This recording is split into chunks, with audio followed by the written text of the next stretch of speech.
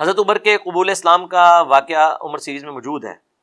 اس کی سند کے اوپر کلام ہے محدثین کا، لیکن بعض اوقات سند پہ کلام بھی ہونا، کچھ چیزیں تلقی بالقبول بھی حاصل ہوتی ہیں ان کو، اس کا سند میں ہونا کوئی ضروری نہیں ہوتا.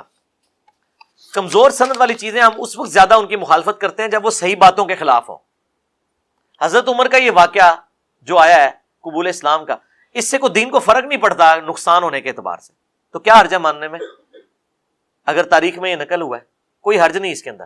اس اعتبار سے بات، وہ اسنادی بحثیں اس وقت ہوتی ہیں جب صحیح حدیث میں کچھ اور آ رہا ہے اور ضعیف واقعے میں کچھ اور، پھر کان کھڑے ہو جاتے ہیں. اس طرح وہ حدیث بھی ضعیف ہے کہ حضرت علی کو نبی الاسلام نے اپنے بستر پہ لٹایا تھا امانتیں واپس کرنے کے لیے مسند احمد کی، لیکن ہم نے وہ بیان کیا ہے، اسے تلقی بالقبول حاصل ہے، تاریخ اس کے اوپر گواہ ہے.